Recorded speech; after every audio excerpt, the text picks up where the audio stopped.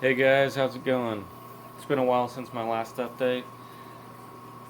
Probably the biggest change since then was my giant tiger Jurassic clam dying. I think the cause of its death was this bristleworm. It doesn't look like any of the other pink bristleworms that are all over the place. And when I found the clam pretty much dead, I pulled it out and there was that giant worm. It's probably like 3 or 4 inches long. And it was like a dark brownish gray, not pink at all, like the regular ones you see. I think it was eating my blue maxima clam. I think it was from this big rock I have right here that I've had for years, like 6 years. But the blue maxima clam was turned around and it was leaning against that rock. And the bottom of the mantle, like down here, it was all pretty much eaten away. It wasn't completely gone, but there was none of the teardrops on it. On the bottom part of it, you can see on this left side, it's a little bit like different. It's not the normal. That's because it's all healed over time, but I don't think I have any more of those worms because I haven't seen any damage on either of the clams since then. I've got a new brain coral. It's this green and purple one. It's really cool looking.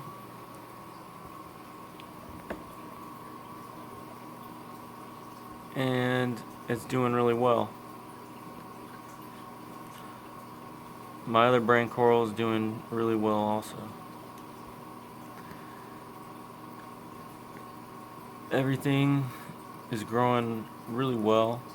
I have a little bit of red cyano, or maybe it's dinoflagellates, but I've been combating that with some hydrogen peroxide, and it's really been helping out. I've just been using like a medicinal squirter. I don't know. It's like a turkey baster or something. I don't know. It's really old. I used to have a coal tang. I had it for about a few months. After about a month, it started bothering my sleeper goby, which is under that rock right there. The sleeper goby was just hiding under the rock all day, and it was getting really skinny. And then the coal tang eventually started going after my Melanaris wrasse, which is right there on the right, just hanging out. And after that, I didn't want to deal with that. These two fish are really awesome, and the coal tang was probably just in a tank too small. So I took it back to the fish store.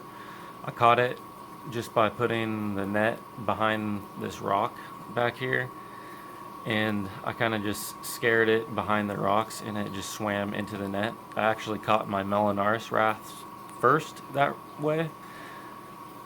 But yeah, it only took about 15 minutes.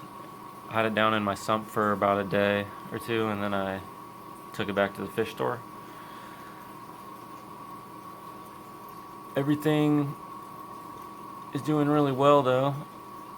My Montiporas are growing like crazy. I got this new Superman Montipora. It's right here.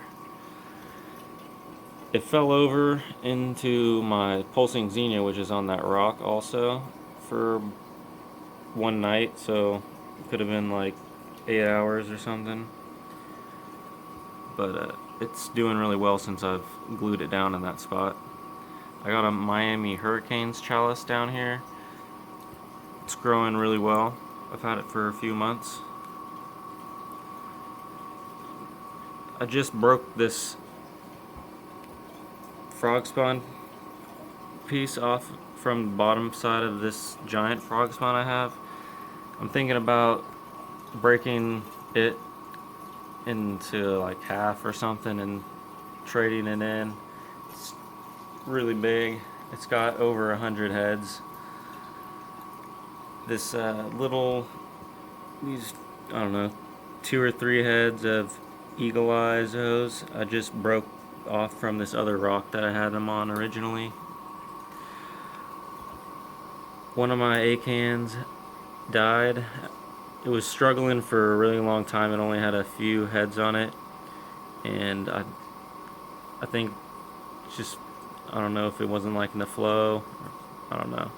I have a green mushroom right down there against the glass that's been doing really well.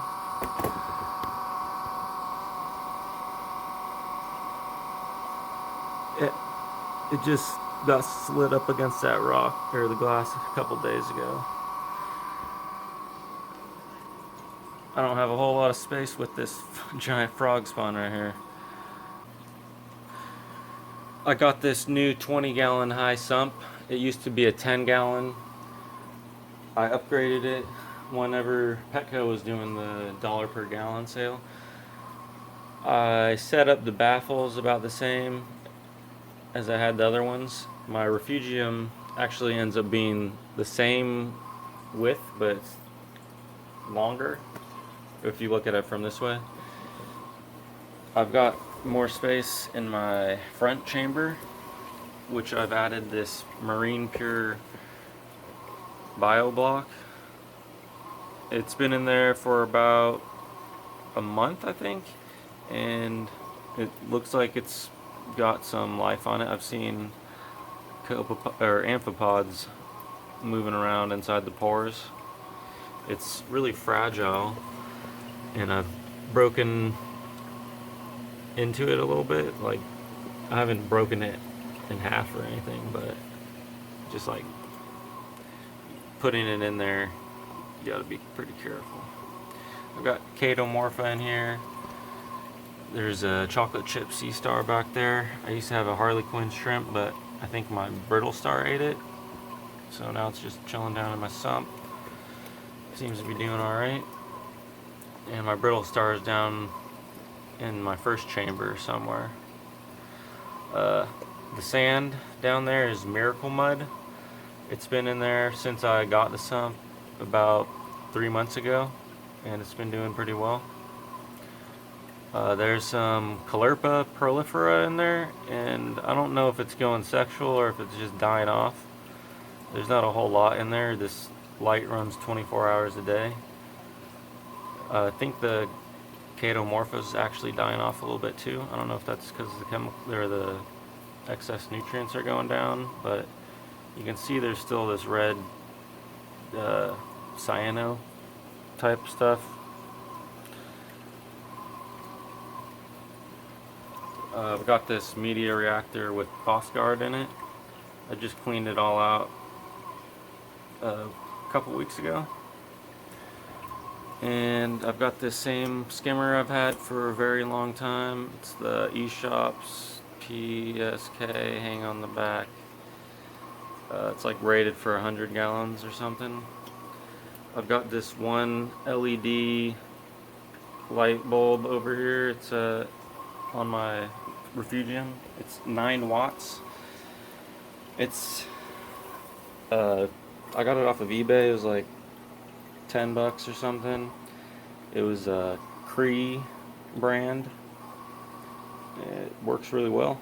It's equivalent to like a 65 watt something, I don't know.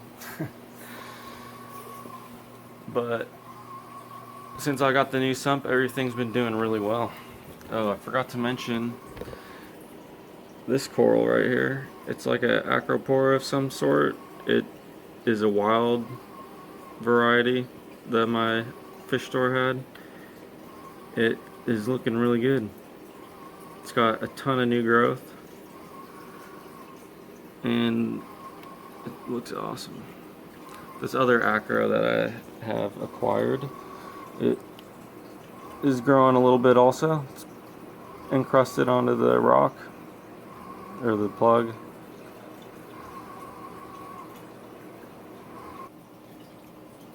This green's bird's nest has probably been the most sensitive coral I've had in this tank.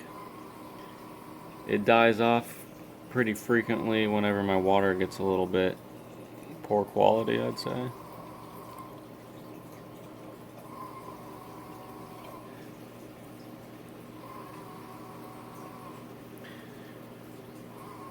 These green star polyps have started spreading onto the rock above them.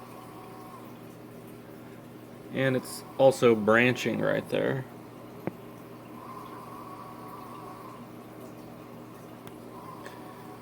My Duncan coral is getting huge.